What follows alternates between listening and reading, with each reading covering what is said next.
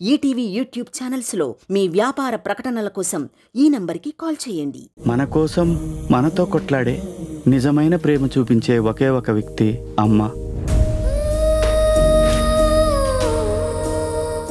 మౌన పోరాటం, మౌన పోరాటం. అమ్మా, 2 రోజుల కోర్టు విచారణ ఉండగా ఇప్పుడు ఈ పూజలు ఎందుకు? మురారి, అక్షరాభ్యాసం చేసేటప్పుడు సరస్వతీదేవి పూజ చేస్తారు. కొత్త పనేదైనా ప్రారంభిస్తే అప్పుడు వినాయకుడికి పూజ చేస్తారు. మనకేదైనా కష్టం వస్తే ఏదో ఒక పరిహారం చేస్తారు. అలాంటిదే ఇది కూడా. తాంత్రిక స్వామితో పూజ చేయించబోతున్నాను. రాజశేఖర్, నా ద్వారక కోసం నువ్వు ఆ మాత్రం పూజ చేయలేవా?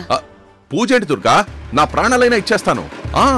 ప్రాణం ఎందుకులే, నిష్టగా పూజ చెయ్యి, అది చాలు.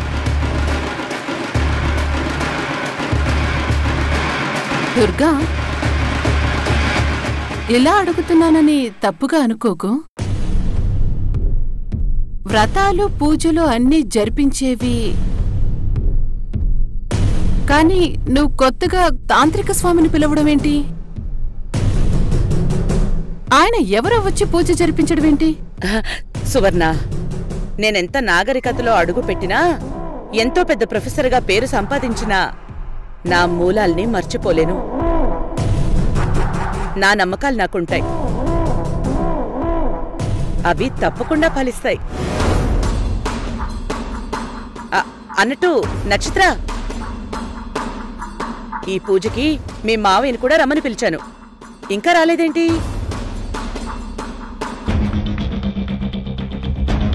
అదిగో మామయ్యకి 100 ఏళ్ళు వచ్చేసారు.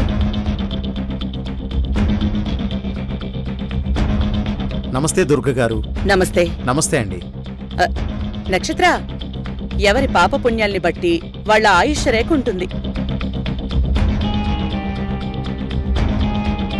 మీ మామయ్య 100 ఏళ్లకి పైగా బ్రతకొచ్చేమో. నువ్వెందుకు తగ్గించి చెప్తావు? అవంతి, మయూరి, పూజకేమేం కావాలో చెప్తాను, నాతో రండి. అలాగే అత్తయ్య.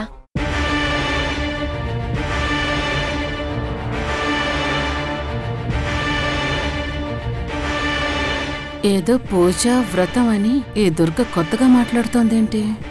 తండ్రిగా నాతో చేయించబోయే ఆ పూజలేంటో, ఆ వింతేంటో ఏమీ అర్థం కావట్లేదు. రాజశేఖర్, ఏంటి సువర్ణ నువ్వు? ఆ దుర్గేతో పూజకు పిలిచిందని ఎలా వచ్చేస్తావు? ఎవరైనా నీ మీద పీకల దాకా కోపం ఉన్న మనిషి ఉన్నట్టుండి నీకెక్కడ లేని మర్యాదలు చేస్తే అవన్నీ నిజమని నమ్మేస్తావా? దాని వెనక ఏం ప్లాన్ ఉందో ఏమీ ఆలోచించవా? మరి ఆ దుర్గ ప్లాన్స్ ఏంటో, ఎందుకలా ప్రవర్తిస్తుందో అస్సలు అర్థం కాక ఇక్కడ నాకు పిచ్చెక్కిపోతుంది.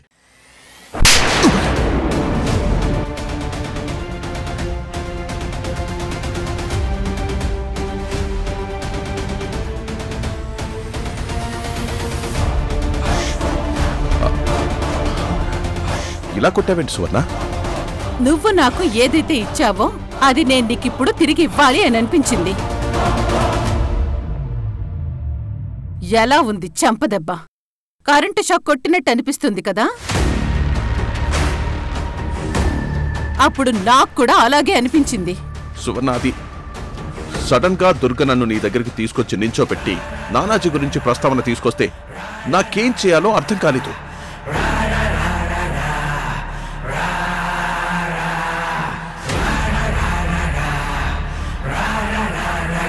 నానాజీ మన ఇంట్లోంచి పారిపోయిన విషయం బయటికి లీక్ అయింది. అదే విషయం కీలకంగా మారే ప్రమాదం కూడా ఉంది.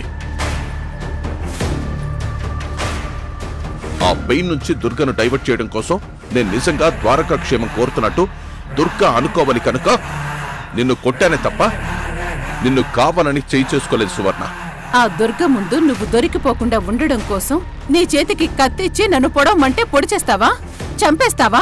అయ్యో సువర్ణ, అరే నేను నిన్నెందుకు చంపుకుంటాను? చూడు, నువ్వు నా ప్రాణం. ఆ దుర్గను కాదని నేను నిన్నెందుకు పెళ్లి చేసుకుంటాను?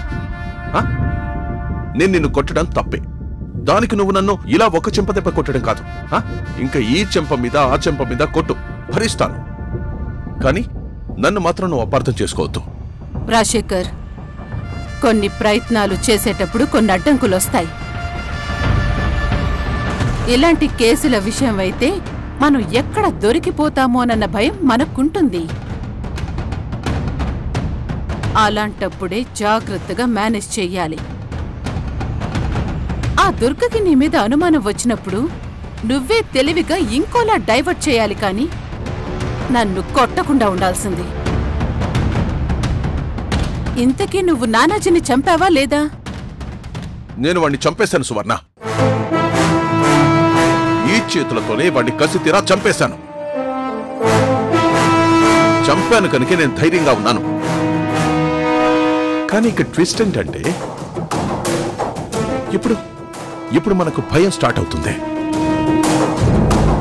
ఆ దుర్గ ముఖంలో భయం పోయింది.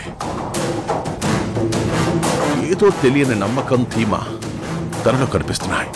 అది నిజమే. కానీ ఈ పూజ ఏంటో, ఈ పూజకి నన్ను పిలవడమేంటో నాకేం అర్థం కావడం లేదు. అసలు ఆలోచించి నా బుర్ర వేడెక్కి పగిలిపోతుంది. 2 రోజుల్లో కోర్టు విచారణ పెట్టుకుని అసలు ఈ పూజలేంటో, అది కూడా నాతో చేయించడమేంటో అసలేమీ అర్థం కావట్లేదు.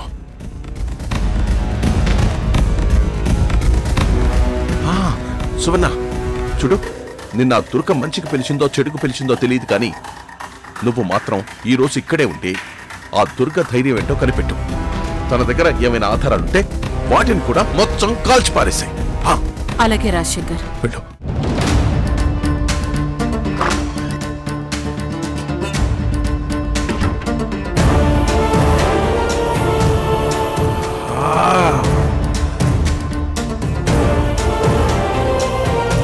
ఎందుకా దుర్గా నా చేత ఇలాంటి పూజలు చేయించబోతోంది?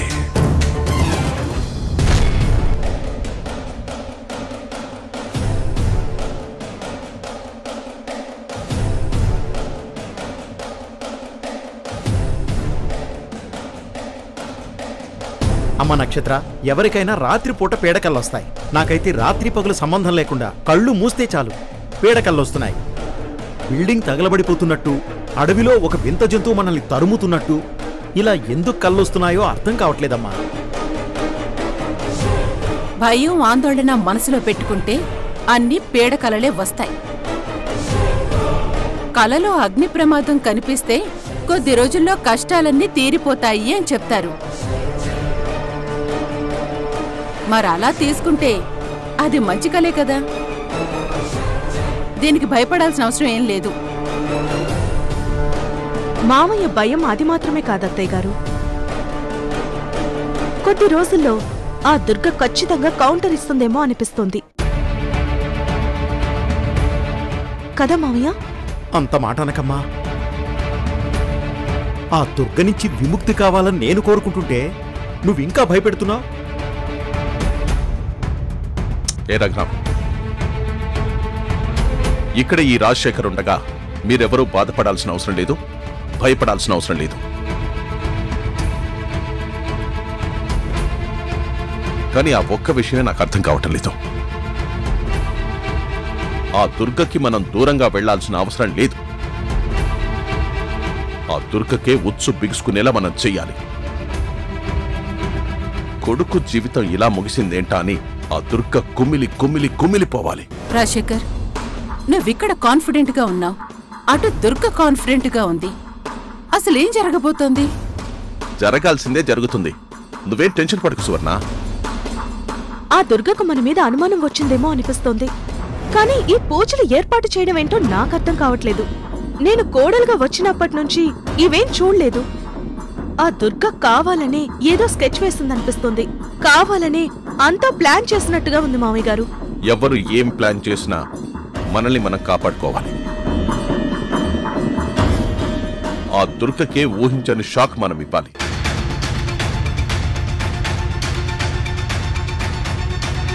దానికి మనం సిద్ధంగా ఉండాలి.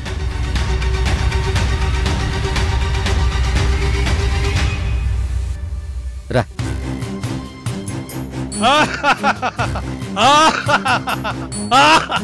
జై బెత్తాల, జై కపాలి, మల్లేషు, నీ పర్ఫార్మెన్స్ ఇప్పుడు కాదు, అందరు వచ్చినప్పుడు చూపించు. సరే సరే, యాక్టింగ్ లో లీనమైపోయాను. సరే, ఈ పర్ఫార్మెన్స్ అక్కడ జీవించు. పద. జై బేతాళ, జై జై బేతాళ. భూత ప్రేత పిశాచాలకు రారాజుని, యంత్రతంత్రాలతో ముల్లోకాలను గుప్పిట్లో బంధించగలవాణ్ణి. జై బేతాళ, జై కపాలి, జై జై బేతాళ.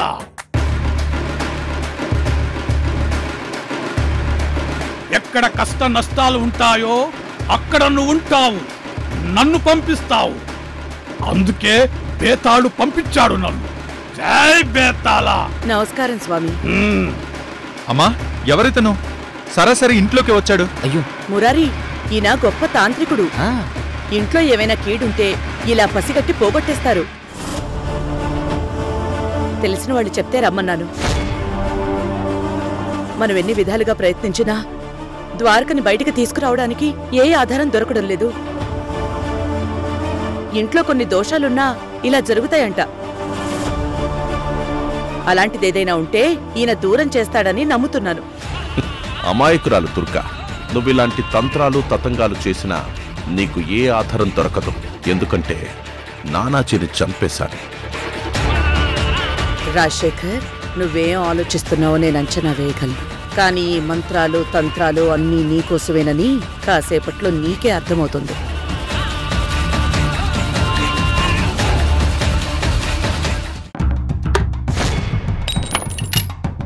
జై బేతాళ, జై కపాలి.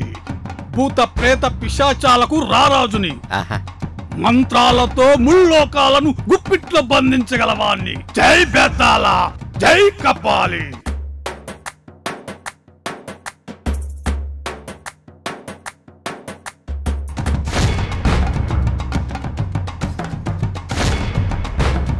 అయ్యో అయ్యా, ఏమైంది?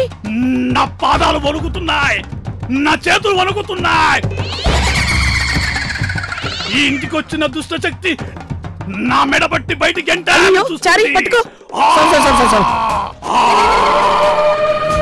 నాతో తలపడాలని చూస్తుంది ఆ దుష్టశక్తి. నేను భయపడి పారిపోవాలని కోరుకుంటుంది.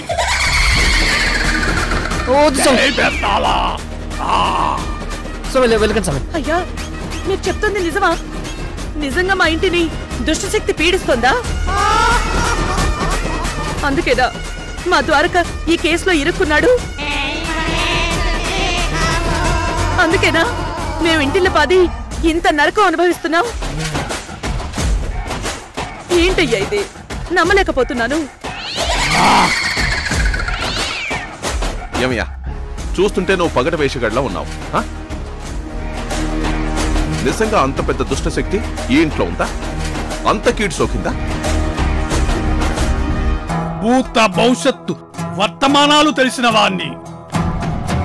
పలికేది నేనైనా నాతో పలికిస్తుంది ఆ బేతాళుడు.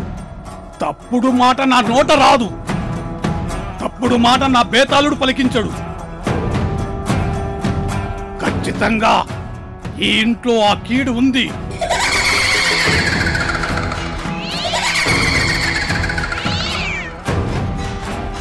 పెద్ద దోషము ఉంది. అది ఇప్పటిది కాదు, చాలా రోజుల క్రితమే హత్యా నేరాలు,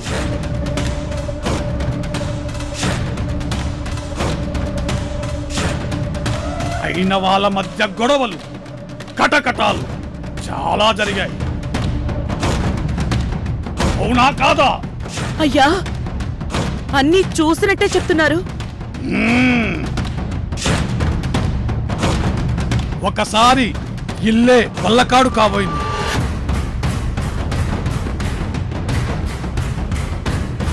అందరి మనసులు అల్లకల్లోలమయ్యాయి. అవునా కాదా? అబ్బబ్బబ్బబ్బబ్బ, నిజంగా రంగస్థల నటుడని నిరూపించుకుంటున్నాడు. యాక్టింగ్ లో విజృంభిస్తున్నాడుగా. అయ్యా, మీరు చెప్తుందంతా నిజమే. ఆ రోజు భవాని మా ఇంట్లో బాంబు పెట్టి ఈ ఇంటిని శ్మశానం చేయాలనుకుంది. కరెక్ట్ గా చెప్పారు.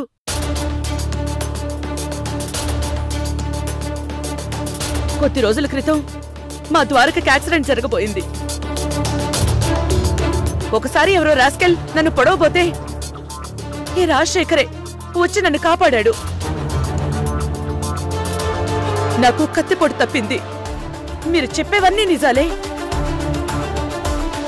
ఇప్పుడు చెయ్యని నేరాలకి నా బిడ్డ కటకటాల్లో ఉన్నాడు.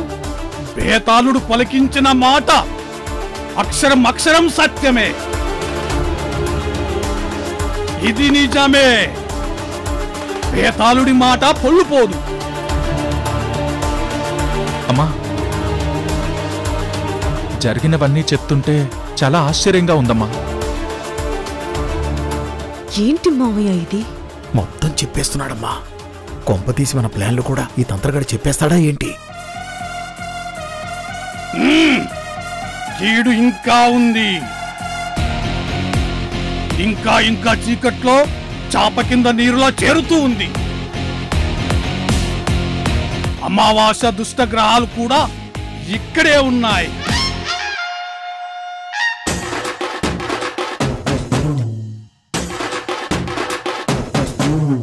ఇలా అన్నానో లేదో వాడు మన గురించే వాగుతున్నాడు. వాడు ఒక ఆడగ్రహం ఒక మగగ్రహం అని మన పేర్లు కూడా చెప్పేసేలా ఉన్నాడు. ఏంటమ్మా ఇది? మావయ్య, మీరు నన్ను కంగారు పెట్టకండి. ఇదిగో, ఏదో కాలజ్ఞానం తెలిసిన వాళ్ళ నువ్వన్నీ చెప్పేస్తే అందులో కొన్ని నిజాలుండొచ్చు కానీ అన్ని నిజాలు కావు. ఏ ఇంట్లో కాలు పెట్టినా నువ్వెళ్ళి ఇదే చెప్తావు. అది మాకు తెలుసు. జై బేతాళ. ఇంటింటికో కథ ఉంటుంది. మనిషి మనిషికో గోడుంటుంది. అక్కడిది ఇక్కడ, ఇక్కడిది అక్కడ. ప్రాణం పోయినా చెప్పను అన్నట్టు నీ గురించి చెప్పాలి. వినుకో చెప్తాను. నా గురించి చెప్తావా?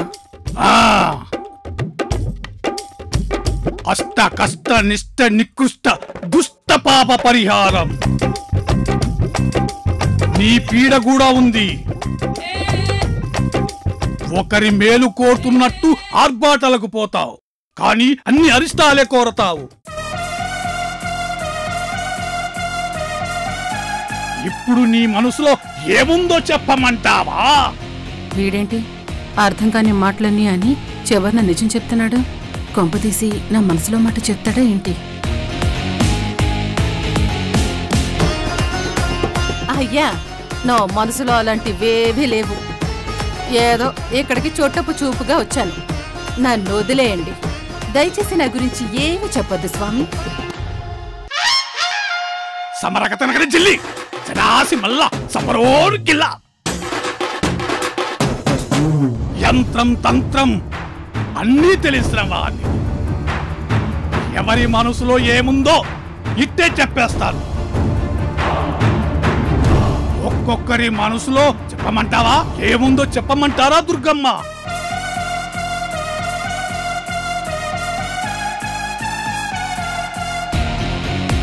అయ్య స్వామి, ఇక్కడ ఎవ్వరి మనసులో ఏ కుతంత్రాలు లేవు. పరిష్కారం ఏంటో చెప్పకుండా అందర్నీ అలా భయపెట్టేస్తారేంటి స్వామి గారు? అయ్యా, ఇక్కడందరూ ఈ ఇంటి మేలు కోరేవాళ్లే. సువర్ణొచ్చింది మా సంతోషం కోసమే. రఘురాం వచ్చింది మా ద్వారక కష్టం కోసమే. నా చిన్న కోడలు నక్షత్రకి ఈ కుటుంబం అంటే ఎంతో గౌరవం. ఇక రాజశేఖర్ అంటారా? కటకటాల్లో ఉన్న కొడుకంటే ప్రాణం. ఎంత ప్రాణం అంటే తన ప్రాణాలైనా కొడుకు కోసం ఇచ్చేస్తాడు. ఇదేంటి దుర్గ నన్ను ఇలా కమిట్ చేయిస్తుంది?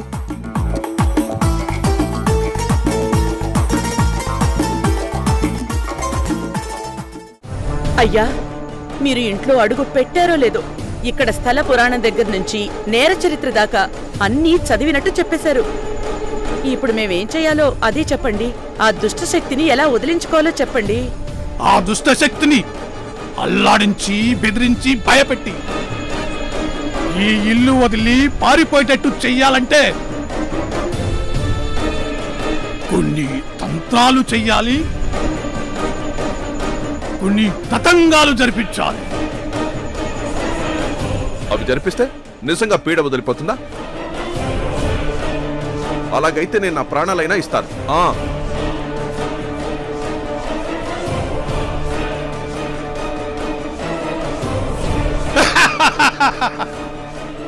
నువ్వు ప్రాణం ఇవ్వటం కాదు, ఆ దుష్ట శక్తి నీ ప్రాణాలు తీసుకుపోయేంత ప్రమాదంలో ఉన్నావు.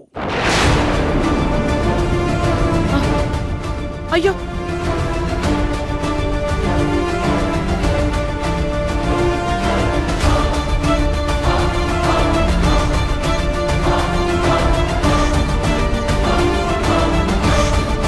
ఇదేంటి నాకు పెట్టాడు గురి? అసలు కథ ఇప్పుడు మొదలైంది.